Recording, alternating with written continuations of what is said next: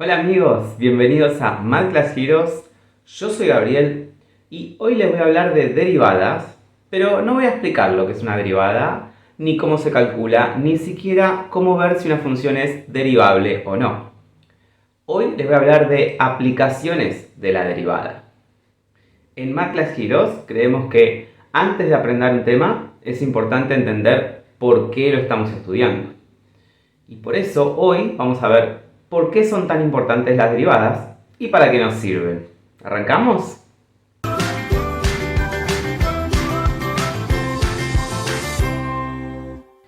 Las derivadas son una de las herramientas más importantes que existen en la matemática. Cuando comenzamos a estudiar lo que es una derivada, lo primero que nos cuentan es que es la pendiente de la recta tangente a una curva en un punto o la velocidad de un objeto que se mueve a lo largo del tiempo. Sin embargo, las derivadas son muchísimo más que eso. La derivada nos permite, por ejemplo, calcular un límite utilizando la regla de L'Hopital, o nos permite saber si una función en un intervalo es creciente, decreciente, cóncava o convexa. También nos permite calcular máximos y mínimos de una función e incluso utilizamos la derivada para esbozar el gráfico de una función. La derivada también nos sirve, por ejemplo, para calcular la longitud de una curva o el área de una superficie en el espacio. Veamos algunos ejemplos. La regla de L'Hopital nos dice que si f y g son dos funciones derivables que tienden a cero y además cumplen que el límite de f' sobre g' existe, entonces el límite de f sobre g también existe y es igual al límite de f' sobre g'. En otras palabras, la regla de L'Hopital nos da una herramienta para resolver indeterminaciones del tipo 0 sobre 0 cuando f y g son funciones derivables. Por ejemplo, si quisiéramos calcular el límite cuando x tiende a 0 del seno de x sobre x, como tanto seno de x y x son funciones derivables y tienden a 0 cuando x tiende a 0, podríamos intentar calcular el límite del cociente de sus derivadas, es decir, el límite del coseno de x dividido 1, cuando x tiende a 0. Pero ese límite es igual a 1, y por lo tanto, la regla de L'Hopital nos dice que el límite del seno de x sobre x es igual al límite del coseno de x, que es igual a 1.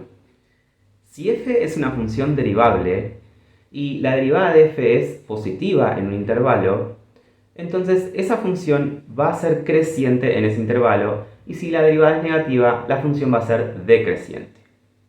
Además, si la función es dos veces derivable y la segunda derivada es positiva, entonces la función va a ser convexa en ese intervalo y si la segunda derivada es negativa, va a ser cóncava en ese intervalo.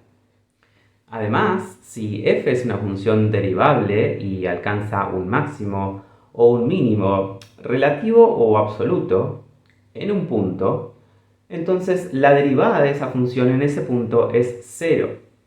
Esto es una herramienta fundamental porque nos dice que si queremos buscar un máximo o un mínimo de una función derivable, podemos empezar por ver cuáles son aquellos puntos en los que la derivada se anula. Sin embargo, que haya un punto en el cual la derivada se anula no significa que ese punto va a ser un máximo o un mínimo. El enunciado dice justamente lo contrario, dice que si la función alcanza un máximo o un mínimo en ese punto, entonces la derivada se anula. Pero no es cierto que si la derivada se anula en un punto, ese punto va a ser un máximo o un mínimo. Un ejemplo de esto es la función x al cubo, en donde la derivada en x igual a 0 vale 0, pero x igual a 0 no es ni un máximo ni un mínimo. Es lo que se conoce como un punto silla. Entonces, la derivada nos ayuda a acotar aquellos posibles valores en los que una función derivable alcanza un máximo o un mínimo. Y sin embargo, tampoco es suficiente. Puede ser que estemos trabajando sobre un intervalo cerrado y el máximo o el mínimo se alcance en los extremos de ese intervalo, o que estemos trabajando sobre un intervalo abierto y la función tiende a más o menos infinito y por lo tanto no existe el máximo o mínimo absoluto, o puede ser que nuestra función no sea toda derivable en todo nuestro dominio, sino que haya un punto de discontinuidad y en ese punto de discontinuidad la función tiende a más o menos infinito y por lo tanto, de nuevo, no tiene un máximo o un mínimo absoluto. Con lo cual hay que tener mucho cuidado cuando se buscan los máximos o mínimos de una función, pero si la función es derivable, la derivada nos ayuda a acotar aquellos posibles valores en los que la función alcanza un máximo o un mínimo. Ahora, cuando dijimos que la derivada era la velocidad de un objeto que se mueve a lo largo del tiempo, la verdad es que la derivada es un concepto un poco más general que eso. La derivada es la razón de cambio de una función en un punto. Y esto la hace muy importante en diferentes áreas. Por ejemplo, en economía, si queremos vender un producto, la ganancia que voy a obtener por vender ese producto va a depender del precio que le ponga a cada producto. Si le pongo un precio muy alto, voy a vender menos productos, pero por cada venta voy a ganar más. Y si le pongo un precio muy bajo, voy a vender más cantidad de productos, pero por cada venta voy a ganar menos. Entonces, en este problema, la pregunta es, ¿cuál es el precio que tengo que poner a ese producto para maximizar mi ganancia? Otro problema similar es si soy una fábrica que fabrica un producto y el costo de fabricar un producto depende de la cantidad de productos fabricados.